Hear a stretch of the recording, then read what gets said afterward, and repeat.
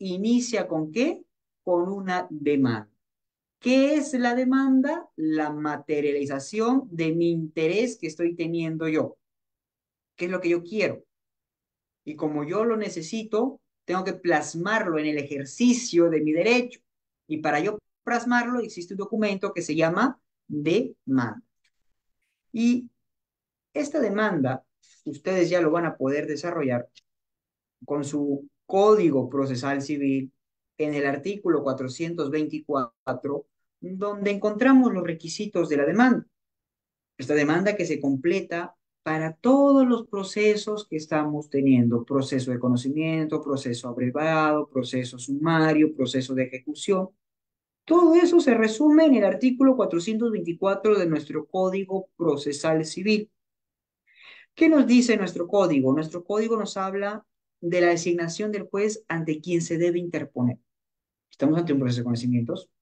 Tengo que yo saber cuál es la materia de este proceso. ¿Quiénes diligencian el proceso de conocimientos? Otro dato que también debe tener nuestra demanda es el nombre, los datos a quien va dirigido la demanda. Debemos colocar su dirección, su domicilio procesal, su correo electrónico. Pero ha habido una modificatoria muy interesante sobre el proceso único cuando referimos al proceso de alimentos y basta con el nombre y el DNI y ya en la ficha RENIEC se oficia para que le llegue la notificación de demanda. Y también existe otra situación, y aquí por eso se llama estrategias de defensa. Doctor, pero ¿qué ocurre cuando yo desconozco el paradero del individuo? No es un proceso de alimentos, es un proceso de deuda de dinero, es un proceso de unión de hechos, son procesos distintos y desconozco yo, se podría hacer por edictos. Una de las formas para ser notificado es a través de los edictos. Bien, entonces ustedes están observando de que existe, y ustedes también tienen que colocar pues un nombre, identificarse en la demanda, saber quiénes son las personas que están haciendo esto. Dentro de nuestra demanda va a tener el petitorio. El petitorio tiene que ser siempre sencillo, claro, contundente.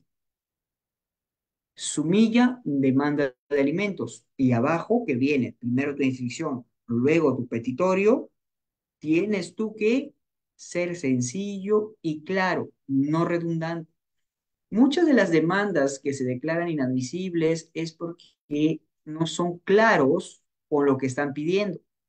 No saben cuál es la pretensión accesoria, la confunden con la sección principal, y hay toda una mezcolanza de ahí que no se entiende. Entonces, como no se entiende, se declara inadmisible. Cuidado. Ahí es donde nuestro inciso 5 del artículo 424 nos menciona que debemos tener un petitorio claro, conciso, o sea, que comprenda en forma clara y concreta lo que estás pidiendo. Pido aumento de alimentos. Pido aumento de alimentos, 580 soles. Preciso, claro, contundente. Por eso les menciono, esto ya son estilos, formas, estrategias de cómo tú ves el proceso. Mientras más claro y más sencillo es mucho mejor. Y aquí viene el tema de las sumillas.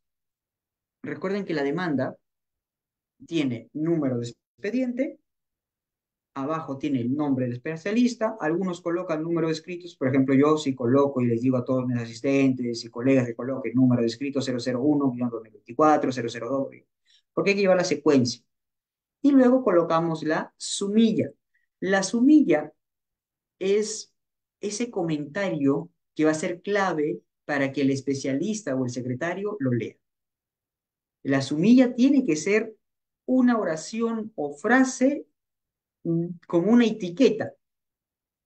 Solicito copias certificadas. Sumilla. Solicito se remita copias certificadas al Ministerio Público. ¿Cuál suena mejor? Esa es, la sumilla es la etiqueta que va a llevar mi escrito y en la cual voy a desarrollar. Tienes que tener un trabajo didáctico todos los días, practicar redacción. Así como es necesario la oratoria en todos los procesos que estamos viendo, procesos laborales, procesos civiles, procesos penales, también lo es la escritura, porque es a través de la escritura donde se va a plasmar lo que estás diciendo. También tu demanda debe tener los hechos en que se funda el petitorio, el relato de los hechos, cómo ocurrieron las cosas. Tienes que tener también el fundamento jurídico, en qué te basas para poder decir que esta demanda es soluble, es hecha. Y aquí vamos a plantear, por ejemplo, vamos a hablar de las tachas, ¿ya? Pero vamos empezando por cosas sencillas, como es la demanda. Todo proceso inicia con la demanda. Doctor, me queda muy claro, es muy sencillo, es práctico lo que usted me dice. O sea, es un esquema donde yo planteo como una sumilla lo que voy a hacer, luego me identifico como persona porque es el derecho que deseo, luego identifico a quién voy a demandar. Si no logro dar con la ubicación, entonces lo hago a través de dictos. Perfecto, doctor, entiendo esa idea. Entiendo también la fundamentación jurídica porque es una de las cosas más fáciles que se puede haber. Pero viene aquí los fundamentos de hecho, que también dicen, doctor, es sumamente fácil, es como contar una novela, pero viene aquí lo que sí es complejo al caso, que son los medios probatorios.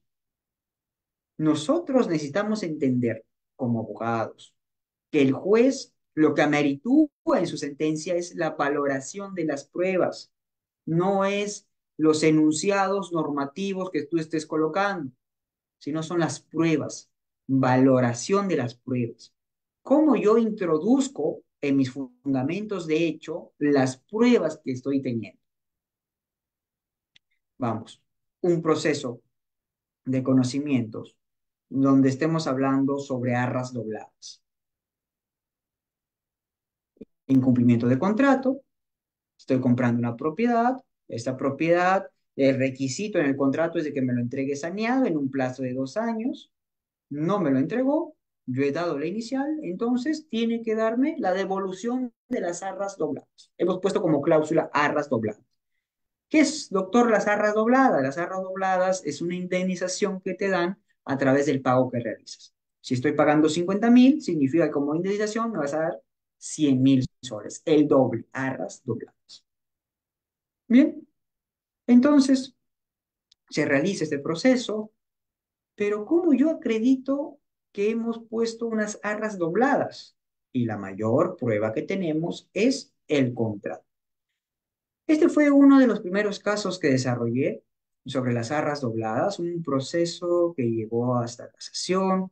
Hemos desarrollado distintos mecanismos, pasó mucho tiempo, 7 años, para que la persona pueda tener el disfrute de sus arras dobladas.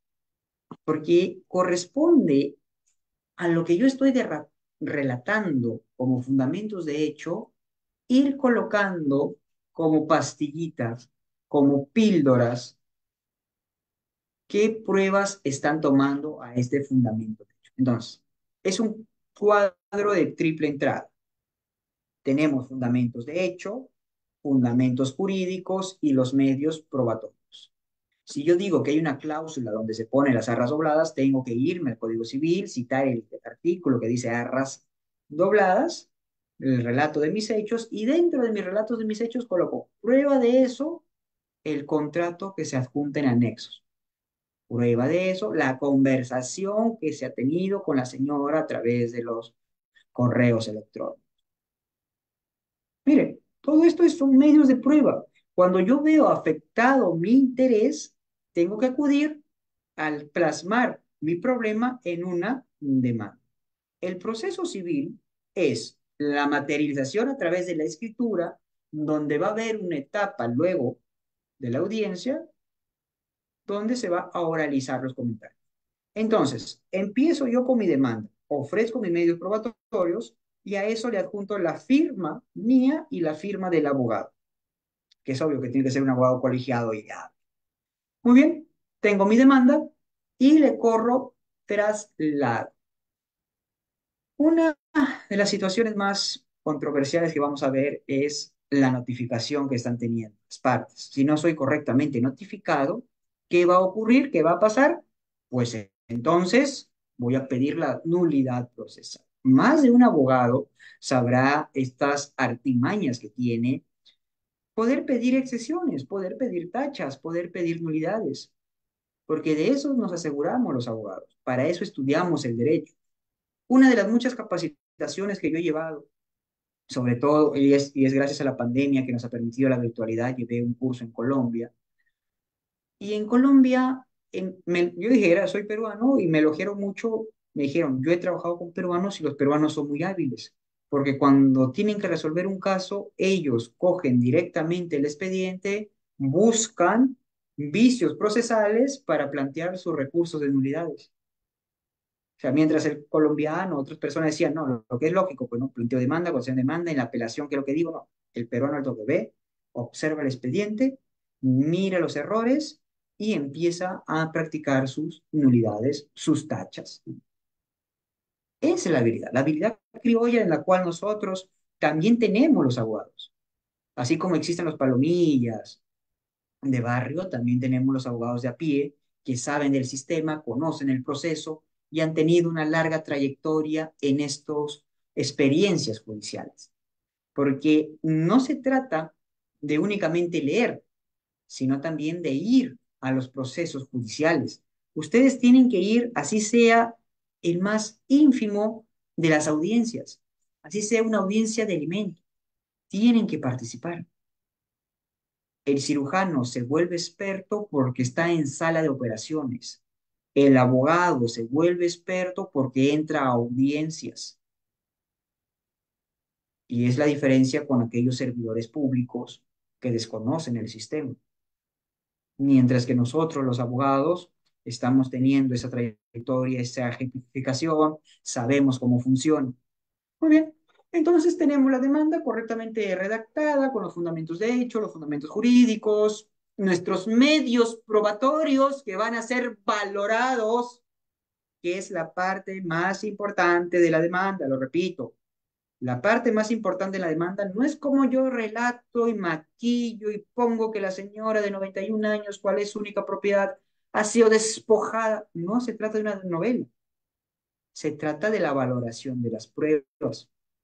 Una vez que se corre traslado, se identifica a la persona, se va a correr un traslado y se le va a dar tiempo para que esta persona pueda contradecir a eso que se le llama contestación de la demanda. Tiene que contestar la demanda y la demanda lo contesta según las mismas condiciones que ha sido planteada la demanda. ¿Y esto dónde lo encontramos? Si la demanda está en el artículo 424, la contestación de la demanda está en el artículo 442. Es como si fuera un juego de números. 424, demanda. 442, contestación de la demanda. Y esta contestación, ¿qué nos dice nuestro artículo 442? Nos habla sobre las observaciones que estamos planteando. ¿Qué es lo que tú estás disconforme con esta demanda que se te ha hecho traslado? Pronunciarse. Y aquí hay una situación que también los jueces, sobre todo los secretarios, llaman la atención a los abogados porque no se pronuncian sobre cada uno de los aspectos que se planteó en la demanda. Si la demanda tiene 8 fundamentos de hecho, tú tienes que contradecir esos 8 fundamentos de hecho.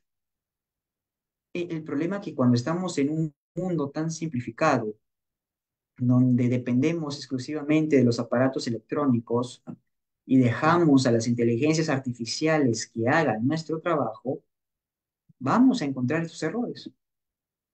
Si estoy observando que hay 10 fundamentos de hecho, entonces en mi contestación de demanda también deben haber esos 10 fundamentos de hecho. Primero, referente al primer fundamento de hecho de la demanda, es cierto que firmé un contrato con la señora. Vamos afirmando, vamos contradiciendo. Y es estos fundamentos que se deben reconocer o negar. Ya lo dice el artículo 442 en su inciso 3. Reconozco o niego los fundamentos que está teniendo la persona hacia mí. Y aquí vienen los principios del derecho civil. Yo creo y considero apropiado dar la siguiente afirmación. El derecho civil es la base de la doctrina peruana. El derecho civil es a través de sus principios la que resuelve cualquier controversia que pueden tener otras ramas del derecho. Y aquí viene el principio Iuris Nubia Curia. El Iuris Nubia Curia, donde las partes conocen los hechos, pero el juez el derecho, se aplica en todas las materias. Y dentro de una de las principales, el derecho civil, quien lo ha desarrollado ampliamente. Y van a ver ustedes los distintos códigos donde dice que supletoriamente se aplica lo que dice el derecho civil. Leyes, por ejemplo, en sociedades donde dice que se aplique lo que dice el derecho, el Código Civil, supletoriamente. La ley del trabajo también, donde menciona que la nueva ley procesal del trabajo, donde dice que se menciona, se aplica supletoriamente lo que se designa en el Código Civil referente a vacío. El Código Civil es la clave para que yo pueda entender los demás procesos. Estamos en una era donde somos especialistas de todo, pero ignoramos los principios generales, ignoramos la generalidad de las cosas, el origen. Queremos ser de una vez médicos cardiólogos, pero tenemos que estudiar la medicina en general. Todo es un rompecabezas, que si tú logras engranarlos y entenderlos, vas a poder resolver los problemas que hay. Por eso que me salen muy exitosas las demandas de actor civil, las constituciones que tengo en derecho penal, porque sé derecho civil. Me sale excelente daños y perjuicios porque sé derecho civil. Es necesario estudiar cada uno de los aspectos, sino que hemos desarrollado también una tendencia a decir, no, yo solamente soy penalista, veo derecho penal y no voy a ver otra rama que no sé. Yo soy tributarista y solamente veo tributos, yo ya no veo familia y es una cosa minúscula, donde aquí podemos observar que son cosas que se ven en la vida diaria. Se plantea la demanda, corre traslado, tú vas a contradecir. Si en la demanda están los medios probatorios que acreditan la demanda sobre su petitorio, en contrario sensus, yo también voy a ofrecer mis medios probatorios. Está diciendo que el contrato es un contrato simple. Y yo digo, en ese punto, fundamento número 4, es mentira debido a que es un contrato notarial. Presento el contrato notarial. Y ahí estoy viendo que cada una de las partes está presentando sus medios probatorios. ¿Cómo se llama este principio? Principio de igualdad de armas. El principio de igualdad de armas me permite a que yo, en la misma medida que mi contraparte está acusándome de algo, está indicándome de algo o me está demandando por algo, yo también lo puedo hacer. Y dentro del principio de igualdad de armas también tenemos el principio de contradicción. Lo que él dice no es un axioma, lo que él dice no es una verdad absoluta, es una verdad refutable, es un ángulo de la historia que debe ser medido con la otra historia, con la otra cara de la moneda.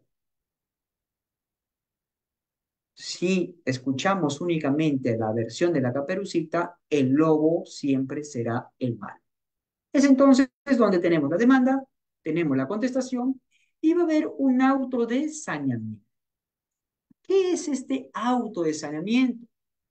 Este auto de saneamiento va a ser donde se resuelven las dudas, se resuelven las controversias, los puntos que están quebrando el proceso para dar paso a qué? A la audiencia.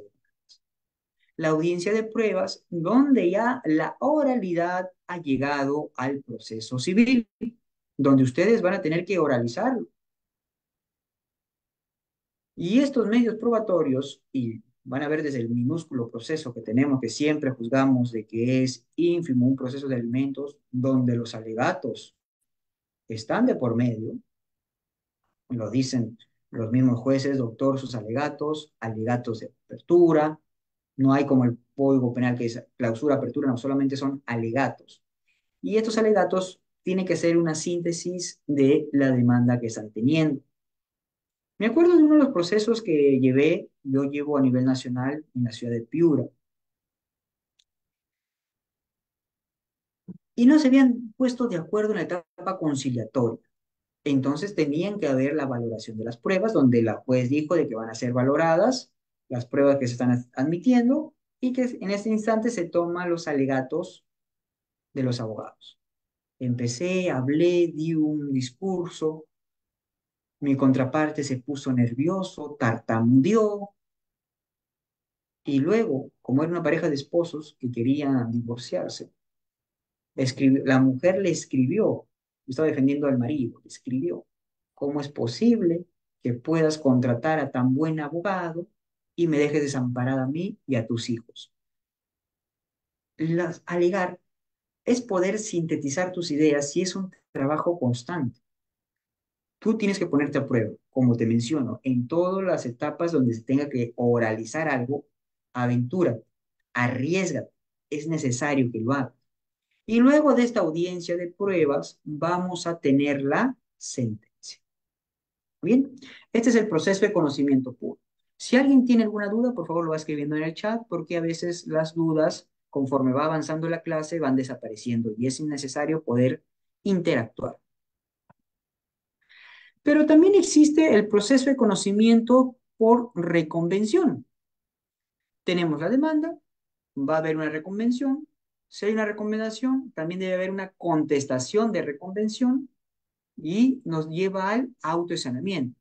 La demanda va a tener, como es normal, su contestación de demanda. Luego este autoexaminamiento va a ver lo referente a la demanda, la contestación, las improcedencias que ha habido en la notificación, y también se va a sanear las partes de la reconvención. Y esto nos va a dar otra vez, ¿qué? La audiencia de pruebas, que es, nos lleva a la sentencia. La sentencia es el sustento legal que tiene el juez. Muchas veces nos quejamos que hay malos jueces que son cohibidos, que son personas que responden a titulares de la prensa. O sea, le tienen más miedo a la prensa que a los mismos justiciables. Pero ¿cuál es la defensa que tienen los jueces? La defensa es su sentencia, cómo valoran, cómo fundamentan, cómo motivan. Esa es su mayor defensa. Su mayor defensa es su razonamiento. Cada una de las partes van a tener un razonamiento y una postura. Como le repito, aquí el principio que va a primar en todos estos procesos es el iuri noviam curiam. Es decir, puede ser que la parte solicite equivocadamente un derecho, pero el juez lo conoce y el juez lo puede otorgar. Eso se llama extrapetita. Y ahora, ¿qué vamos a hacer con excepciones y defensas previas? Vamos a referirnos sobre las tachas. Sí, aquí viene una pregunta interesante, César, gracias. César nos pregunta, ¿se puede apelar el autosaneamiento? Sí, se puede apelar un autosaneamiento. También, efectivamente, cuando estamos conformes, tenemos la potestad de apelar. Todo es apelable en este sistema que estamos teniendo.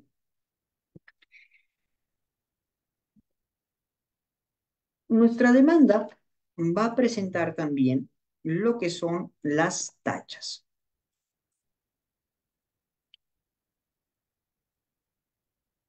¿Ya?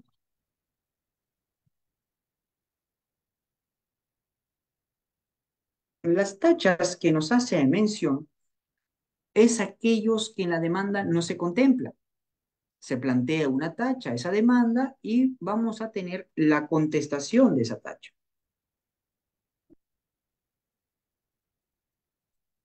También tachas o excepciones. Por ejemplo, una excepción que se puede plantear en la demanda es la incompetencia. La importancia de saber hacia qué juez se está dirigiendo la demanda. Estamos dirigiendo ante un juez de paz letrado, estamos dirigiéndonos ante un juez de familia, estamos dirigiéndonos a un juzgado mixto, a un juzgado especializado. Por error, tu contraparte empieza, redacta una demanda y cuando coloca juez del quinto juzgado especializado comercial, cuando es una demanda de alimentos, ¿qué planteas tú? Planteas una excepción por incompetencia. Muchas veces vamos a observar de que se plantean esas excepciones porque podemos leer detenidamente la demanda y tenemos un traslado. Por eso hay que ser siempre ágiles, tener el código a la mano, a través de estos esquemas, como yo lo estoy planteando.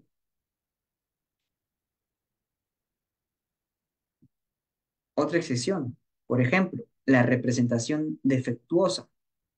Cuando un adolescente o un joven ya de 17 años intenta demandar, no puede todavía, es menor de edad. Y hay una de las excepciones que siempre es mencionada cuando se trata de la vía previa, excepción por no agotar la vía previa. ¿Y esto dónde lo vemos? En los procesos administrativos. De nuevo, recapitulamos. Como les decía, ¿qué son los procesos en el Perú? Son un rompecabezas que se van relacionando. Por eso que es importante en pregrado estudiar todas las ramas del derecho. Lo inconveniente en el pregrado es de que no todos los docentes están capacitados en todas las ramas. A veces le dan, es especialista en derecho penal y le dan para que cubra horas de otra materia. Y ese es un grave daño. Yo también he sufrido eso. Era un doctor especialista en derecho civil que había estudiado, incluso había hecho su posgrado en Alemania, pero sobre derecho civil. Y para completar sus horas le habían dado práctica procesal penal. Una persona de una generación donde solamente ve civil y cree que su carrera es civil, le habían dado para complementar. Y miren el daño que causaba en aquellos estudiantes de esa época. Agradecido a la vida, agradecido con Dios que me dio mi padre que era abogado y me instruía. O sea, no me pude yo contaminar, no me pude yo tener esas carencias que el profesor nos estaba dando, porque al final el alumno siempre es alumno, absorbe lo de su maestro. Importante poder saber cuáles son nuestros maestros y también responsabilidad de nosotros tener un libro a mano y poder leer un manual. Existen muy buenos autores y tendríamos que estudiar. Uno de ellos, Monroy Galvez, que nos ilustra bastante. Y si queremos ya libros donde está en el origen del derecho peruano, porque el derecho peruano también tiene sus grandes procesalistas, como el padre del derecho civil peruano, que es el gran lambayecano, igual que yo, José León Barrerán Pagador. Él es el padre del derecho civil peruano. San Marquino. Nosotros debemos considerar muchos aspectos para poder trabajar, desde las excepciones, detenernos en el artículo 464, donde nos habla de las excepciones, y estas excepciones poder plasmarlo cuando tengamos una demanda. La viveza criolla, la viveza peruana plasmada en los procesos judiciales. Les digo, yo fui a Colombia de manera virtual, obvio, porque era la pandemia, y fui elogiado. Me decían, qué buenos son los peruanos, son bastantes hábiles. Mientras uno está planteando en contestar, en contradecir, ellos están buscando la nulidad, están buscando una sección, están buscando una tacha. Como les menciono, una de las situaciones de secciones sería agotar la vía previa en un proceso administrativo, y lo hemos trabajado la semana pasada con mi colega Piero, donde hablábamos del proceso administrativo, la importancia de tener el recurso de revisión, reconsideración, porque es agotar la vía previa. También hay procesos donde consideran a la conciliación como la vía previa para iniciar un proceso. ¿Y cuáles son estos? La devolución de dinero.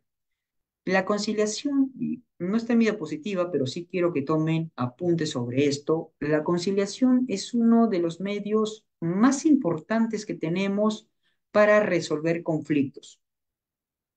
Si me preguntaran cuáles serían las estrategias de defensa que debemos tener, una de las estrategias de defensa es plasmar lo que sabemos en conciliación, invitar a todos a conciliar, motivar a la persona que concilie, porque si la persona logra conciliar, va a poder resolver su proceso, su conflicto en un solo acto. Y aquí viene el tema de cultura. Nosotros tenemos una cultura de litigio, no una cultura de conciliación. La cultura del litigio, ¿cuál es? Todo es juicio. Vamos a juicio, juicio, juicio, juicio. Ya vendrán mis abogados. Deja ahí esa propiedad, propiedad y litigio. Juicio, juicio, juicio. Nos han planteado en nuestro organismo, en nuestro ADN, de que todo se resuelve a través de juicio. Tenemos que cambiar esa cultura. Si muy bien nosotros estamos aprendiendo metodologías de defensa procesales, es para poder aplicarlos en casos concretos. Pero por tema de cultura tenemos que cambiarlo y enviar todo a un proceso de conciliación. Un proceso de conciliación donde es más fácil, es más breve, es más simple y se puede resolver en un solo acto. ¿Por qué siempre estoy diciendo en un solo acto y estoy constantemente dándoles esa idea?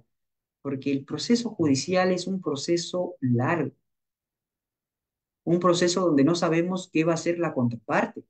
Mira, pueden plantear tachas, pueden plantear excepciones, pueden dilatar el proceso, actuar de manera temeraria. Y claro que va a ser sancionado, pero tienes que demostrarlo también. Estas tachas también van a tener su autoescenamiento y este autoescenamiento nos lleva otra vez a la audiencia de pruebas. Tenemos también la cosa juzgada, que es una de las excepciones. ¿Qué es la cosa juzgada? Es lo que ya se vio en otro lado, ya se resolvió en otra situación, en otra instancia, en otra circunstancia. Pero aquí viene la aclaración, ¿no? Las conciliaciones no son cosa juzgada. Y menciono esto porque existe un tema de desconocimiento muy grande sobre la conciliación, a pesar que ha pasado tantos años desde que tenemos la ley de conciliaciones y donde se pone como vía previa. Yo escuché a una colega que decía que la conciliación no sirve, que la conciliación es como si tú le dieras la razón al otro. Está de más la conciliación. Y este es, ejemplo que le estoy dando es un ejemplo que todos los días lo palpamos, lo vemos. Y si tú le preguntas a un abogado, le dices, este doctor, ¿debo conciliar? No, juicio, demándalo por alimento. Porque la cultura del abogado es cobrar por escritos. Cambiemos también nuestra metodología, una metodología ya de saber que nuestro tiempo cuesta. Desde las consultas podemos nosotros cobrar y no esperar de plasmar escritos. Y es lamentable, ¿no? Como nuestros colegas únicamente ven el tema del litigio. Y el razonamiento del litigio es que cuando tú lo llevas a un proceso judicial y te va mal la cosa, tú tienes que venderle a tu cliente que pudo ser peor. No nos dieron las arras dobladas, solamente nos dieron la cuota inicial, pero pudo ser peor, ¿eh? Porque el contrato estaba mal escrito, tú lo sabías. Venden esa idea. Y es una de las causas que vamos a ir reflexionando nosotros como abogados de una nueva generación, donde busquemos resolver problemas con metodologías previas, como es la conciliación, como son las vías previas, para poder dar una solución al conflicto plasmado. Muy bien. Entonces, estamos observando que siempre que existe un derecho que está siendo vulnerado, un interés particular que me está siendo perjudicado, yo voy a demandar. Y la otra parte que va a tener el derecho a contradecir lo que yo estoy diciendo. El derecho a la contradicción. ¿Y eso se plasma en qué? En la contestación de la demanda.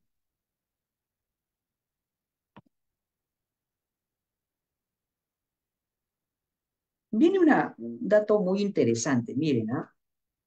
Hablamos ya de los procesos de conocimientos, procesos donde vamos a ir a una guerra, donde todos vamos a pelear, va a ser un todo contra todos.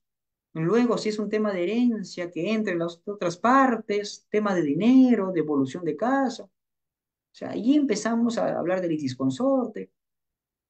Pero también existe otro tipo de proceso, que este es el más interesante, y que siempre llegaba yo a la aclaración con mi padre, ¿no? ¿Cómo es posible que un abogado pierda un proceso de tipo no contencioso? ¿Qué es el proceso no contencioso? El proceso no contencioso es un proceso donde no compites con nadie, donde no hay contraparte. ¿Cómo puedes perder tú un proceso no contencioso? Es gracioso, ¿ah? Pero sí existen personas, abogados, que plantean mal su demanda. Y aquí es donde tienen que ser hábiles para poder subsanarlo. Si se declara inadmisible, lo puedes subsanar tu demanda. Cuando no se presenta, por ejemplo, los no contenciosos y no se paga el arancel correspondiente. Es que esto sí me causa a mí un asombro risorio, ¿no? No, no es un asombro de queja, de lamento, ¿no? Sino que es un asombro risorio porque van a perder un proceso con alguien que no están contendiendo. O sea, no es ni con ninguna inteligencia artificial ni con nada, simplemente es una mala solicitud que tú has plasmado, por eso que se te declara inadmisible. Y más de un caso es porque no está pagando correctamente el arancel judicial correcto. O sea, qué fácil sería que simplemente se imprima la tabla y ahí en la tabla ve cuánto es lo que tiene que pagar. Audiencia de actuados y declaración jurada, y esto nos va a llevar a la audiencia única y sentencia. Uno de los procesos que he llevado es un proceso donde, y este es un proceso no contencioso, miren, ¿no? Donde un peruano se casa con una estadounidense en Estados Unidos, se casa, él tiene la nacionalidad, tiene la green card, están ya conviviendo, pero llega el momento de retornar al Perú. Observan que la vida en Nueva York, están cansados en Miami, o sea, mucha gente, dicen, ahí es demasiada gente. Vienen a Perú y nos ven nosotros como si fuera un paraíso para disfrutar, para veranear. Y quiere que su esposa obtenga la nacionalidad. Para eso se inicia un proceso no contencioso de ratificación de partida de matrimonio y una solicitud que se hace muy simple. Pero ¿por qué los procesos son largos? Si esta demanda yo lo he planteado en el 2000, miren, lo he planteado en el 2022, la sentencia salió enero del, a ver, espérame, el 5 de enero de 2023, o sea, pasando año nuevo, el primer día ya estaba programada la audiencia, la sentencia, me lo remitieron ese día, el 5. Pero ¿por qué transcurrió un año? Por la carga procesal. Por eso que si ustedes se dan cuenta, en mis diapositivas yo no estoy colocando tiempo. Mira, ahí están todas, cada uno de los procesos lo estoy mencionando. ¿Por qué? Porque el tiempo no se va a cumplir por la carga procesal que se tiene. Es una carga procesal enorme. Ya Defensoría del Pueblo ha hecho un estudio en el año 2017 mencionando que un juez en promedio tiene para resolver 3.000 expedientes al año. Hacemos cálculos. Si estamos hablando de 3.000 expedientes al año, 3.000 entre 12 está resolviendo 250 expedientes al mes. Si hacemos ese cálculo de 250 entre 30, que es el día, estaría resolviendo 8.3, o sea, aproximadamente 9 expedientes. Vamos a poner que son 9 expedientes al día. Sería un expediente por hora. Imposible. ¿Por qué, doctor, es imposible? Porque tiene que haber la valoración de la prueba, tiene que leerse el expediente. Y el expediente no es, son 5 o 6 hojas, son tomos enormes. Estamos ahorita llevando un proceso donde se quiere hacer un desalojo a unos invasores, pero muchos de ellos han adquirido la propiedad. El proceso está durando 14 años y ya hay algunos que ya tienen por COFOPRI la propiedad. Miren cómo el proceso ahora tiene que ser por el ejercicio del mejor derecho. Procesos que van a ir modificándose en el transcurso. Recuerden, el proceso no contencioso es un proceso que no hay contrincante. Regreso al tema que estoy llevando en la actualidad. 2012 planteó la demanda, 2003 sale la sentencia, estamos 2024, pasó un año y solamente falta un requisito nada más para que se cambie y la señora obtenga su nacionalidad peruana. ¿Y cuál es? que el Poder Judicial emita un oficio ordenando el cambio de la nacionalidad de la señora que obtiene la ciudad peruana. Solamente un oficio. Es el oficio que falta, pero este oficio que falta es un oficio que tiene que ser dirigido directamente por el Poder Judicial. Vamos ahora al proceso cautelar. Nosotros cuando estemos desarrollando un proceso cautelar, es un proceso donde buscamos la protección de un bien que estamos observando que va a ser derivado, que va a ser tal vez vendido, lesionado, maltratado en el transcurso del proceso. Era un tema de demanda de dinero, de una deuda de dinero. Un amigo mío, ingeniero, hace un préstamo,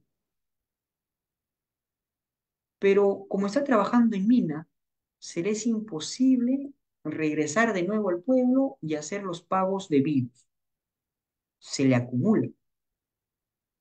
Ni tonto ni perezoso, ustedes ya saben que cualquier sea el banco, así sea una mínima caja o una eh, área de cobranzas que recién está iniciando, va siempre a ganar, porque elabora sus contratos detenidamente para poder ganar.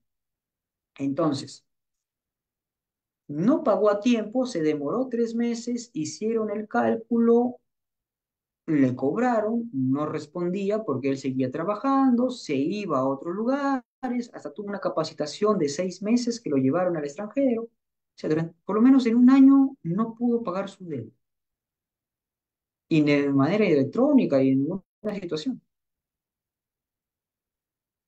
Entonces, a este proceso que se dio por demanda de devolución de dinero, incumplimiento de contrato, donde se ponía accesoriamente devolución de dinero, también se planteó en un proceso una medida cautelar para las propiedades del señor, que se les puede embargar las propiedades del señor. Una medida cautelar, ¿no? Donde entonces le aconsejé a mi representado que la única solución aquí es que tú puedas pagar. Ponte el día con esto y se cancela. Y se cancela. Soluciones prácticas en procesos prácticos. Doctor, excelente. Yo también he visto medidas cautelares en el ámbito laboral. Sí, las medidas cautelares, como les digo, el derecho civil es el padre de las otras ramas de los procesos. El derecho procesal civil nos va a ayudar a poder extraer las ideas que se deben aplicar a los demás. Y aquí también vamos a hablar sobre la prueba anticipada, por ejemplo. En el Código Civil está. ¿Y dónde hay también prueba anticipada? En el Código Procesal Penal. Es un complemento. El origen siempre tenemos que tenerlo presente. En el ámbito laboral, por ejemplo, se había planteado una demanda de reposición con una indemnización planteada y no lo habían cancelado la indemnización. Entonces se planteó una medida cautelar para embargo de las cuentas de la empresa. Se embargaron las cuentas de la empresa. Miren, ¿no? Una medida cautelar, una protección judicial.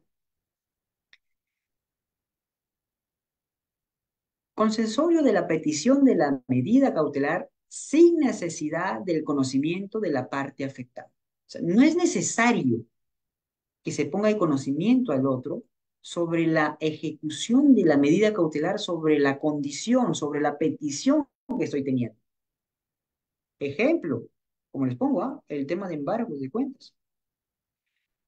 Pero, y aquí viene un pero enorme, gigante, que si muy bien no es necesario que esté en conocimiento mío, como lo menciona el Código Procesal Civil, pero procede apelación contra auto de denegación de la medida cautelar. También ocurre. Si no me dan la medida cautelar de la concesión, apelo. Miren qué interesante es nuestro Código Procesal Civil, ¿ah? Y dónde va a existir la ejecución de la medida planteada. El proceso único. Vamos aquí a un proceso único donde encontramos siempre nuestro más resonado, ya, nuestro más resonado, ya, César, ya al final vamos a responder tu pregunta, que es una pregunta muy interesante, pero es bastante larga. Lo vamos a responder después. Bien, vamos a continuar con el proceso de ejecución. El proceso único de ejecución, donde se aceleran los procesos, donde la suma de tiempos tiene que ser menor que el proceso de conocimientos, obviamente. ¿Cómo ocurre esto? Ocurre con la demanda. Vamos, ya saben que tiene que tener su demanda, ¿no? Todos los requisitos que lo fundamenta el artículo 424. Y la demanda, donde se plasma, pues, el petitorio, lo que estamos ofreciendo, los medios de prueba, la versión de nuestros hechos, y ahí viene la teoría del caso. La teoría del caso es plasmado mucho en el derecho penal. O sea, nosotros vemos derecho penal y decimos teoría del caso, allá, culpable, no culpable, inocente, no inocente. También existe teoría del caso en el derecho laboral, en el derecho civil, en el derecho administrativo. ¿Cuál es la teoría del caso? La teoría del caso es mi postura, mi idea. ¿Le corresponde al señor ser indemnizado? ¿Le corresponde a la madre alimentos? ¿Le corresponde, si es esposa? Sí. Si no, tendría que ser en representación de sus hijos. De aquí viene un grave error que es los abogados, al momento de explicar, lo transmiten mal el conocimiento y al transmitir mal el conocimiento empieza un error. Por eso que yo lo que hago, y este es un consejo de la experiencia que tengo, es tener una asesoría previa con la persona a quien voy a representar. En esta asesoría previa, que claro, se tiene que cobrar, ¿ya? Porque lo único que buscan las personas es una información que es tuya, que es valiosa, que te ha costado. Tenemos dos opciones. Cuando somos jóvenes, tenemos dos opciones, como ustedes pueden observar. Uno es tener experiencia o dos, conocimiento. Si yo no tengo experiencia en los tribunales, necesito tener el conocimiento. ¿Y el conocimiento está en qué? En los libros, en las lecturas apasionadas que voy a tener. Porque los grandes juristas, los grandes hombres de ciencia, lo plasmamos lo que hemos vivido en los libros. Por eso ustedes tendrían que regresar a esos libros. Y hay otros que, como les menciono, que somos afortunados, como yo, que hemos tenido, pertenecemos a una familia de abogados, y entonces ya la experiencia es heredada. Porque ya mientras yo estaba cenando, estaba comiendo, mi papá me contaba los casos, me decía cómo los resolvía, cómo el juez le daba la razón, cómo se contradecían los otros abogados, cómo planteó sus recursos de tachas, de secciones. Entonces, la experiencia ya la voy adquiriendo. Y esta experiencia es una experiencia judicializada, es una experiencia de litigios que tengo acá, que tiene que ser complementada con los avances y las modificatorias que se está teniendo. Es el legado, eso se llama legado. Ustedes como estudiantes de derecho también tienen un legado, que son sus facultades. Sus facultades de derecho les dan a ustedes un legado de experiencia. La San Marcos, por ejemplo, la Federico Villarreal, que también ha salido excelentes abogados, la Universidad Nacional Pedro Luis Gallo, a la cual yo pertenezco, la Universidad de Trujillo. Entonces, ellos tienen la experiencia. Nosotros tenemos que continuar ese legado en nuestras facultades, la Católica, la Pacífico, y universidades que están construyendo también su propio legado, su propia experiencia, como la Universidad César Vallejo, que tiene buenos profesionales. Yo también hago la aclaración de que no se trata de la universidad, sino del estudiante. He observado cómo mis compañeros, mis colegas trabajan en estas universidades y les ha ido muy bien, porque fomentan la investigación y fomentar la investigación es un gran aporte para construir la experiencia que se delega. Este proceso único de ejecución es un proceso que va a estar con la demanda, que se te va a correr traslado para la contradicción, proposición de sesiones y defensas previas, contestar la contradicción y luego tenemos una audiencia. ¿Cómo funciona en la vida real, en la práctica? Como les digo, así sea un proceso de alimentos, asume la defensa para que tú puedas practicar la oralidad de los tribunales. Y luego vas a ir escalando de pasos y a pocos. Yo he litigado en salas penales, de apelaciones penales y en salas de apelaciones civiles, en salas. Mis compañeros me decían, Eduardo, por favor, no vas a poder con ellos. Cuando no se trata de eso, no se trata nunca de la juventud, sino se trata siempre del esfuerzo, del interés, de cuánto tu empeño le pongas. Esta experiencia que te transmito es para que tú tengas como reflexión y veas que puedes trabajar en todos los aspectos que te propongas. Iniciemos con un proceso único, un proceso de alimentos. Este proceso único de alimentos es la demanda que yo planteo, que si tú lo descargas de internet vas a encontrar muchas falencias. Por eso que se llama modelo. Modelos para que tú te puedas guiar, no es la escritura. El problema es cuando hacen un corte y pega. Ese corte y pega es el que daña el sistema, porque no lo estás haciendo bien. Porque tu modelo dijo hija y tú estás teniendo a un niño para pedir alimentos. José Antonio. Mi hija José Antonio. Estoy viendo un error gramatical. Somos reflejo de cómo hablamos, escribimos, pero tómate el tiempo de hacer esto. Empiezas con la demanda le corre traslado a la persona y esta persona tiene que contradecir. Miren cómo yo planteé una nulidad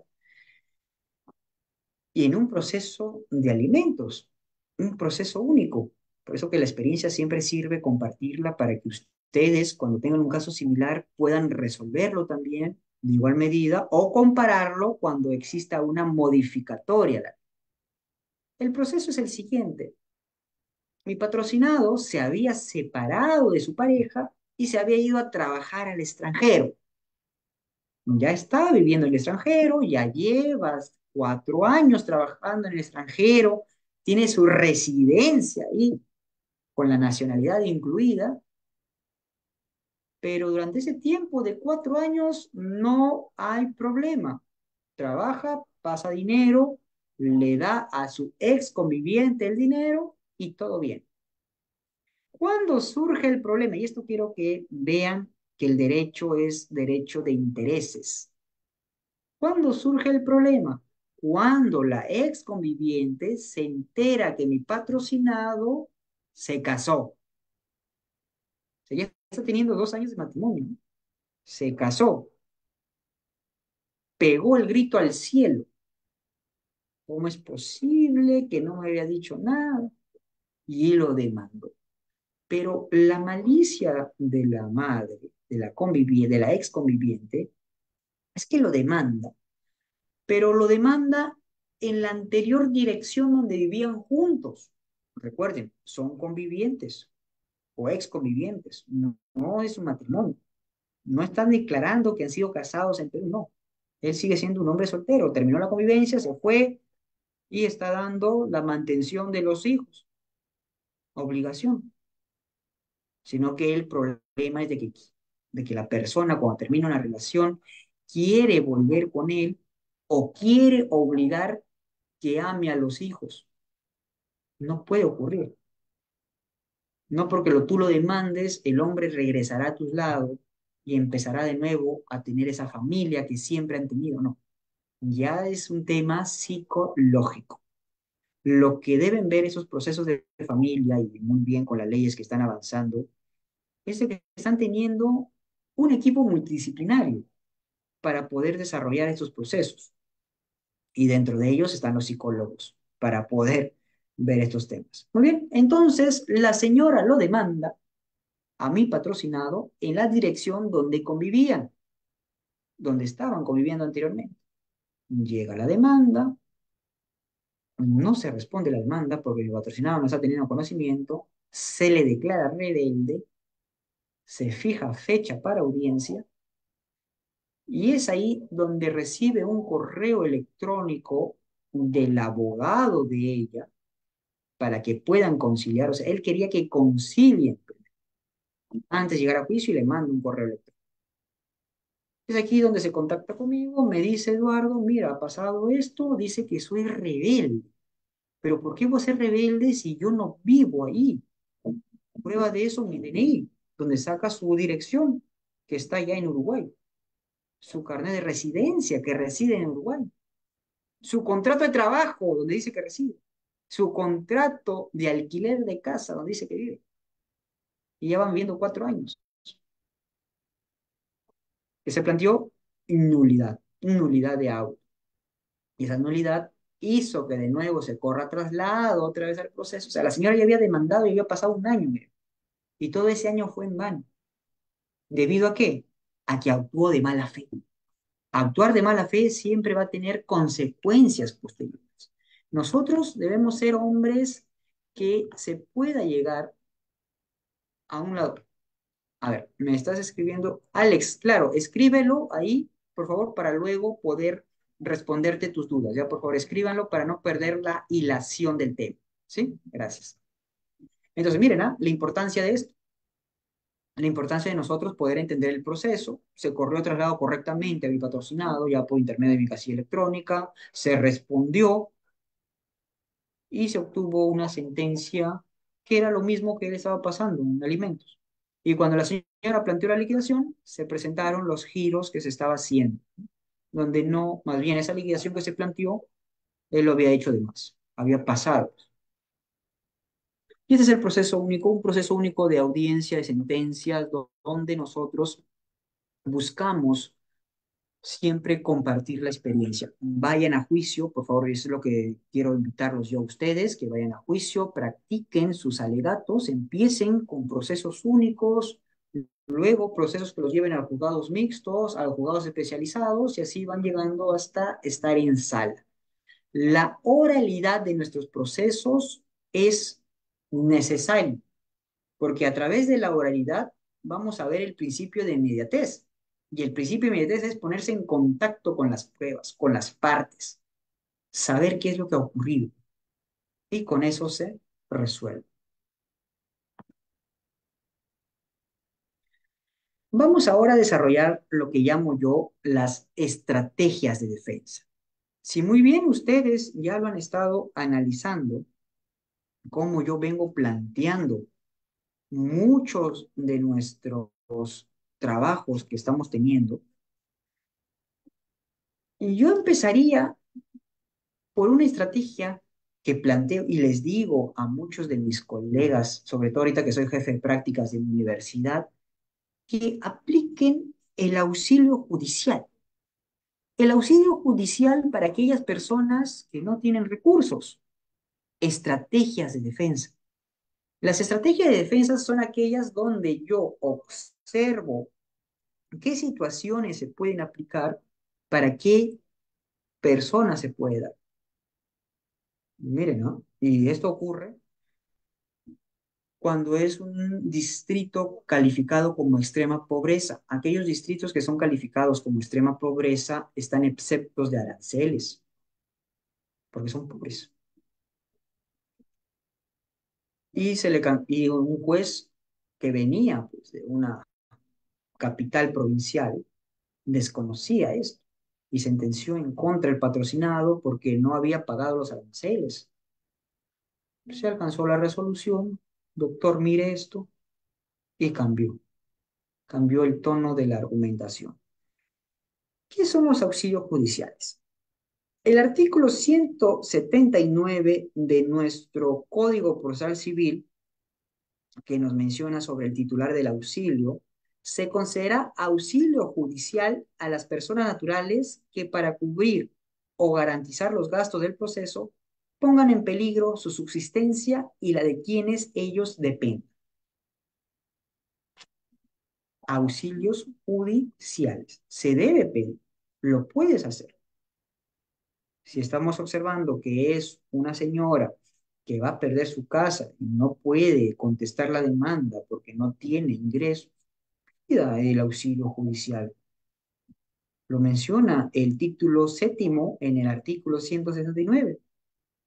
No es, y esto es, por ejemplo, un tema de reflexión, como lo hizo también y los grandes civilistas son los que nos dan siempre esos consejos de espíritu, ¿no? Y tengo que mencionar yo a Eduardo Couture.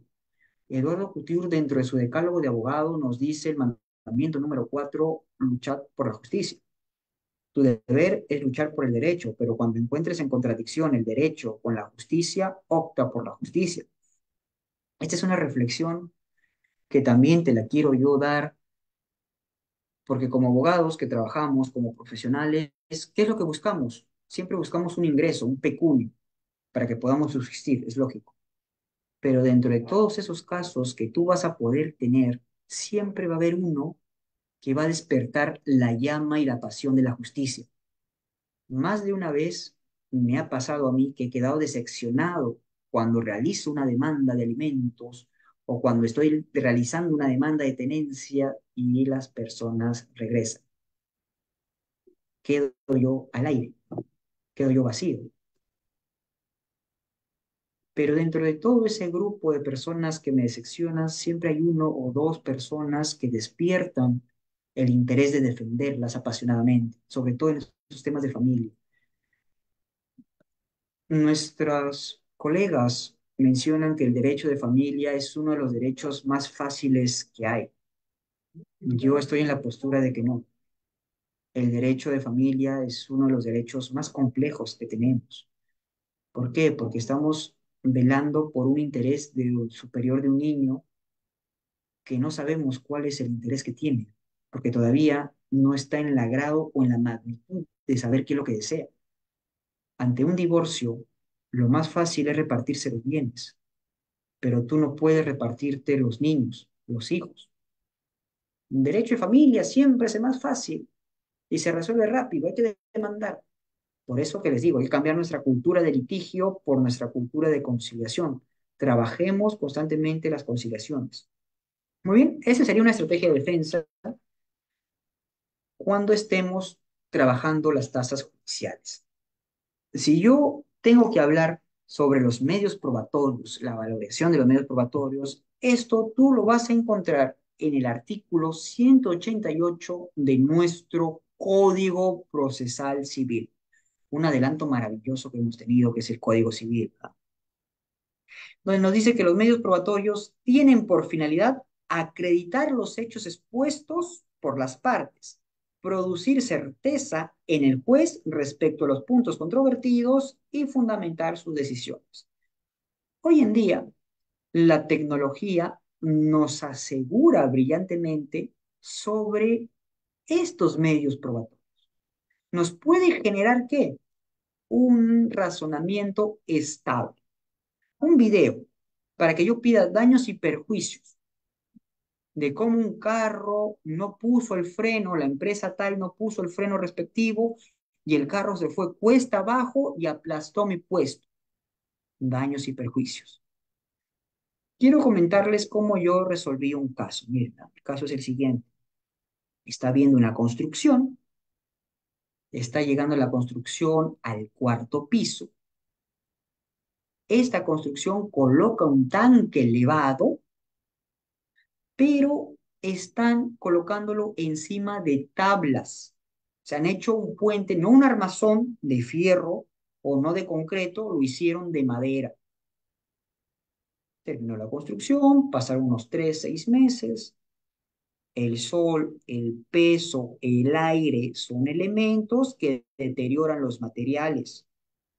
Soy abogado, pero también he estudiado química, he estudiado ingeniería, suficiente para entender de que se va a deteriorar, se va a caer.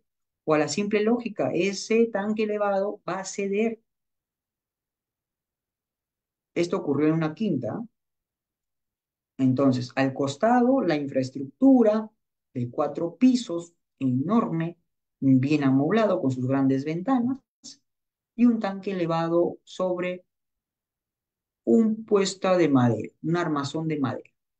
El armazón de madera cae y cae sobre la quinta. La quinta tenía en el fondo como si hubiera sido una capillita, una virgen, y arriba de ternit, ya de calamí.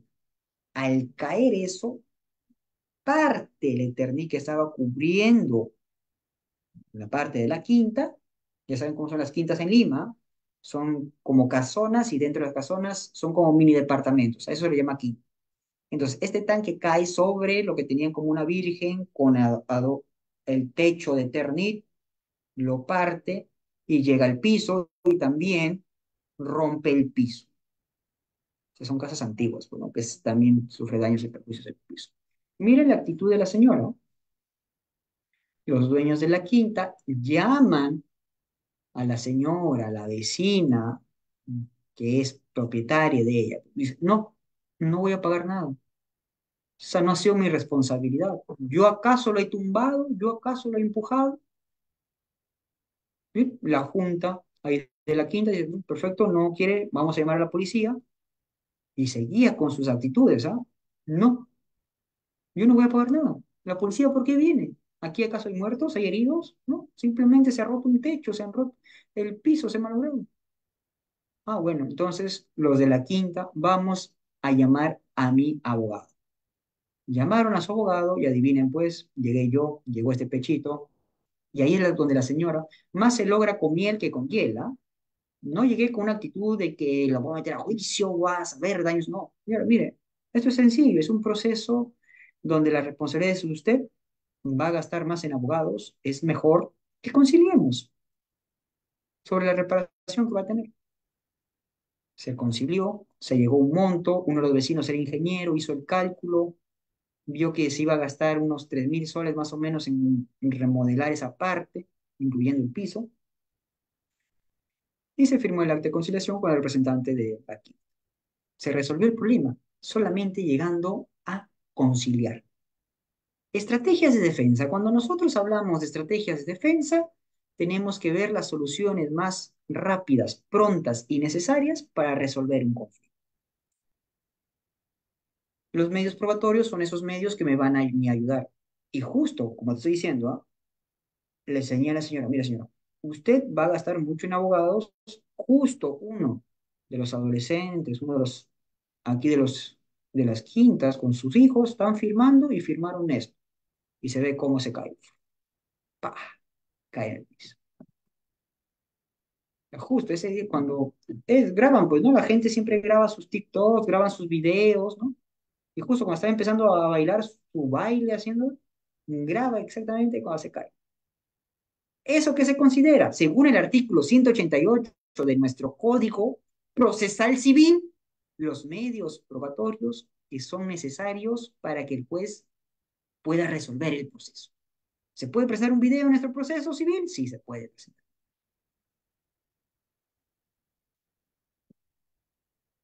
Muy bien. Entonces, es aquí donde vamos a ver nuestros medios de prueba. Nuestros medios de prueba que tienen que ser oportunos, tienen que ser pertinentes, medios de prueba que ayuden a clarificar sobre los hechos que estamos teniendo y que permitan al juez saber qué es lo que pasó. Estos medios de prueba y existe también una situación, miren, ¿no? Existe una situación donde se pueden aplicar medios de prueba de oficio. Existen los medios de prueba de parte.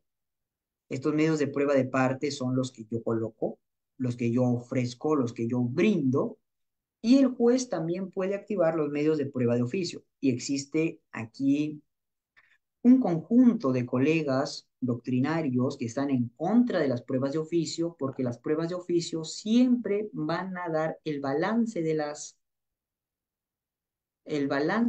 a una de las partes, porque si el juez introduce una prueba de oficio, de una manera u otra, favorece a alguien y perjudica al otro. Por eso que parte de la doctrina de nuestros colegas están en contra de las pruebas de oficio. Pero yo estoy a favor de la tendencia del Código Procesal Civil. ¿Y cuál es la tendencia? La tendencia es de que buscamos la verdad material de las cosas. Al buscar la verdad material de las cosas, se debe oficiar pruebas que no se han solicitado. Por eso que uno de los principios del derecho, ¿cuál es? El iuri noviam curiae. Este principio significa que el juez conoce de derecho, pero para conocer del derecho aplicado, debo saber los hechos. ¿Y qué ocurre si en el relato los hechos no son claros? Las dos partes no se dejan entender. Y entonces es donde vamos a aplicar las pruebas de oficio. Las pruebas de oficio que lo vamos a encontrar en nuestro artículo 194 de nuestro Código Procesal Civil, que dice, excepcionalmente, cuando los medios probatorios ofrecidos por las partes sean insuficientes para formar convicción, el juez de primera o de segunda instancia ordenará la actuación o los medios probatorios valorativos adicionales y pertinentes que considere necesarios. Miren, ¿no? Lo vamos a llevar a un caso práctico concreto que tú lo puedes desarrollar como abogado y puedes asesorar, porque siempre son estos temas de familia, de alimentos. La señora no presenta medio probatorio alguno que diga que el señor está teniendo ingresos de 5.000, 6.000, 7.000 soles. Solamente dice de que trabaja en mina.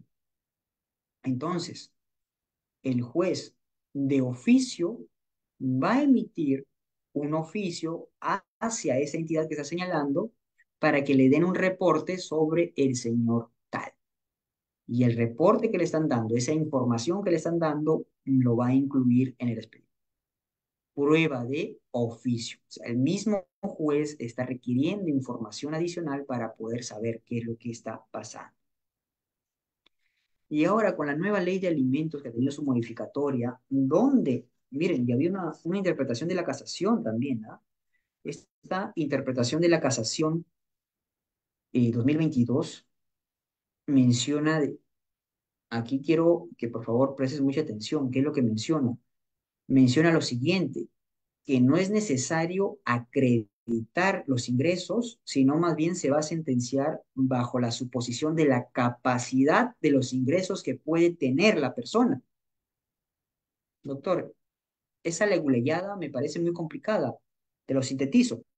Ya no se sentencia con la declaración jurada donde ponía la persona y decía, bueno, yo declaro que tengo un ingreso mínimo de 1.025. No. Ahora se va a sentenciar con las condiciones que esta persona tiene y se puede inferir que gana. Por ejemplo, un abogado joven de 30 años, con especialidad en derecho constitucional, con estudios, con empresas. Entonces, una persona así no puede ganar 1.200 soles. Puede ganar más, puede generar más. Y bajo ese supuesto se va a sentenciar. A favor o en contra, tenemos nosotros que hacer las investigaciones respectivas, por eso que es la importancia de las investigaciones, de las tesis, busquen esa casación que les va a ayudar mucho. Esa casación, a ver, les voy a dictar esa casación para que no quede en el aire. Yo justo lo acabo de ver hoy día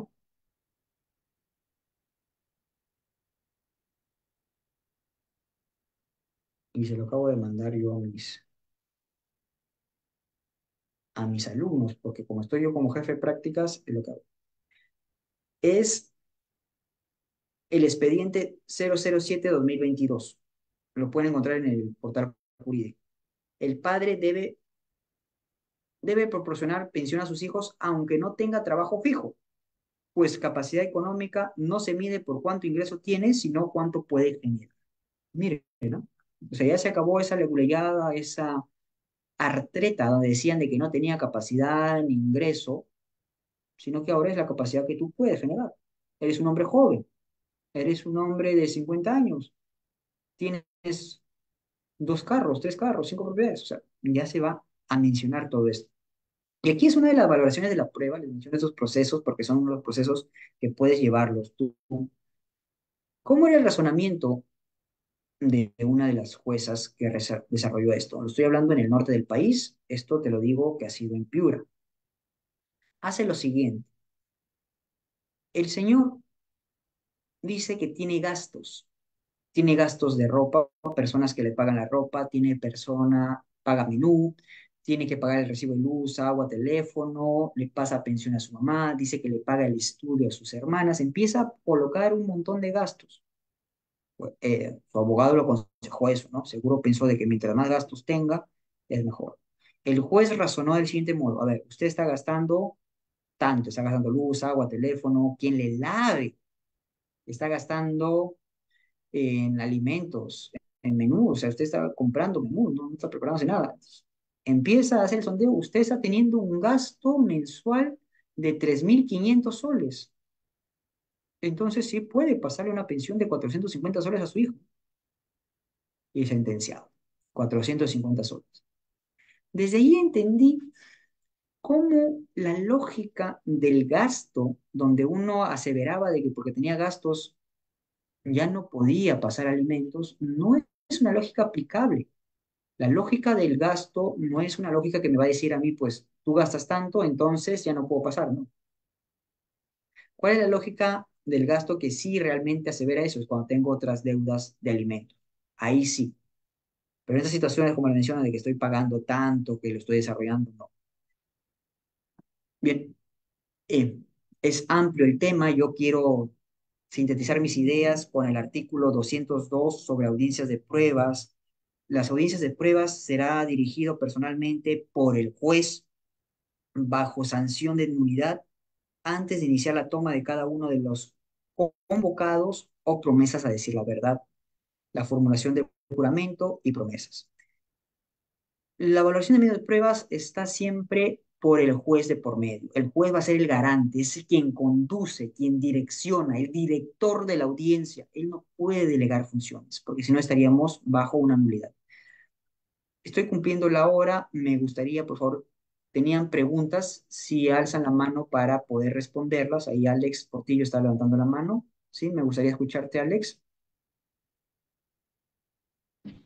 Aló, sí. Sí, buenas noches, Alex. Eh, Gracias. es la siguiente consulta. Es la siguiente consulta.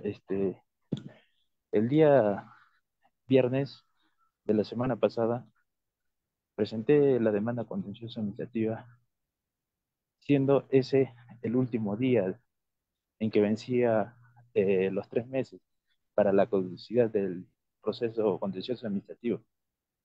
Pero lo presenté por mesa de parte virtual ante un juzgado incompetente por territorio.